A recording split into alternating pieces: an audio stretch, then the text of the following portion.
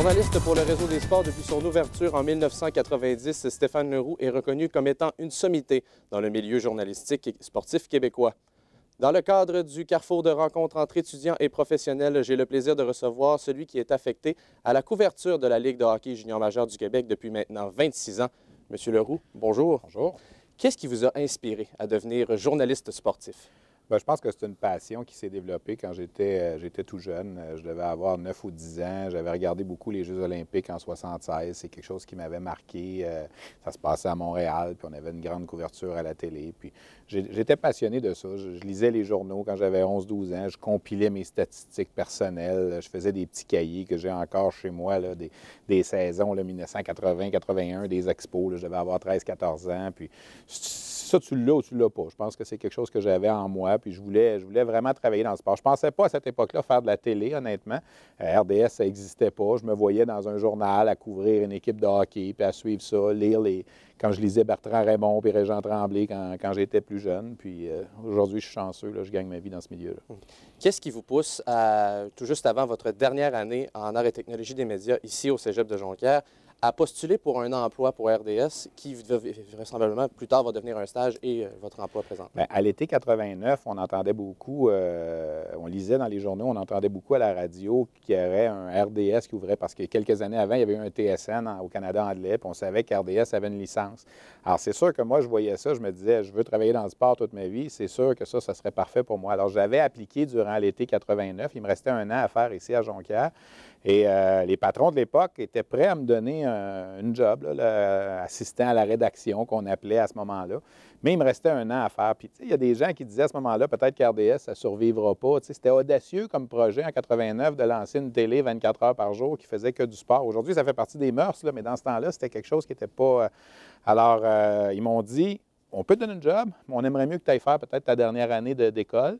Puis moi, ça faisait mon affaire aussi. J'avais investi 2 ans ici. Puis alors, je leur ai dit dès ce moment-là, signez-moi un papier comme quoi vous allez me prendre en stage en 90. Puis quelques semaines plus tard, après moi, le début de ma dernière année ici, je recevais ma lettre comme quoi j'allais à RDS en mars 90. Je suis entré là le 28 mars 90, puis je suis encore là aujourd'hui.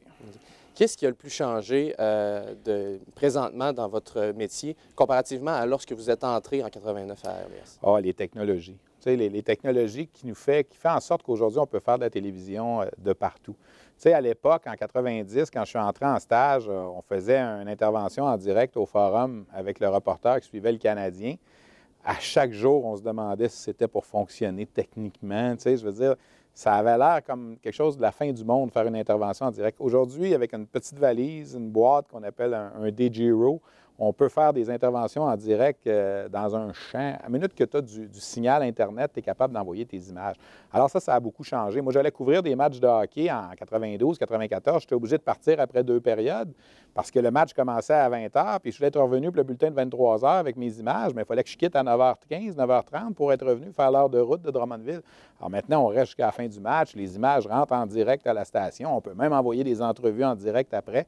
Quand on est sur la route, on peut envoyer nos images à partir de notre chambre d'hôtel, à condition qu'il y ait une connexion Internet. Alors ça, c'est sûr que c'est ça qui a beaucoup plus changé. Puis je dirais aussi peut-être la vitesse à laquelle l'information voyage avec les médias sociaux, avec cette technologie-là.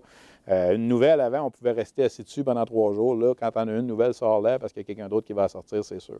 Okay. Vous étiez invité comme conférencier dans le cadre du carrefour de rencontres entre étudiants et professionnels pour parler justement de la couverture des événements sportifs. Quelles sont les qualités qu'un journaliste sportif doit avoir pour percer dans le domaine?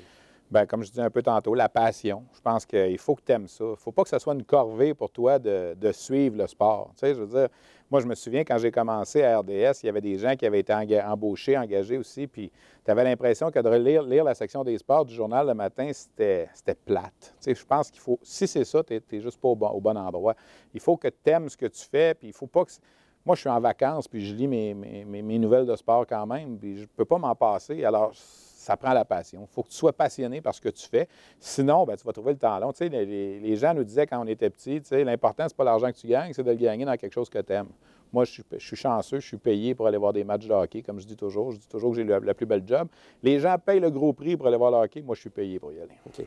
Quelles sont les couvertures les plus marquantes que vous avez eues dans votre carrière? Bien, les Jeux olympiques de Vancouver en 2010, ça a été un grand moment, c'est sûr, de décrire des matchs de hockey pour RDS au Canada des Jeux olympiques, ça a été vraiment spécial. J'ai fait 18 championnats du monde de hockey junior, donc plusieurs médailles d'or là-dedans. J'ai fait 25 Coupes Memorial. Je me souviens de celle de 96 c'était la première en 25 ans qu'une équipe du Québec gagnait, là, quand Granby a gagné pour amener la Coupe Memorial. Puis écoute, il y en a plusieurs, là, mais je te dirais que ça, c'est pas mal marquant, là, c'est sûr. OK. Et en terminant, pour un étudiant qui voudrait devenir un journaliste sportif, quels sont les conseils que vous pourriez lui donner? Sois patient, ça n'arrivera pas comme ça. Si tu aimes déjà le sport, continue de t'y intéresser et ouvre tes horizons, pas juste le hockey, le baseball, le football, le golf, le tennis, parce que on ne t'enverra pas nécessairement couvrir que du hockey si tu t'en viens à un endroit comme RDS. Il faut que tu sois capable de faire plusieurs choses multidisciplinaires. N'aie pas peur d'être capable d'écrire, d'être capable de faire de la radio, de faire de la télé, les sites Internet, des blogs. Donne-toi là-dedans, là, puis c'est la clé, je pense, de la réussite. Monsieur Leroux, je vous remercie beaucoup. Merci, ça fait plaisir. Je m'entretenais avec le journaliste du Réseau des sports, Stéphane Leroux. Merci beaucoup. Au revoir.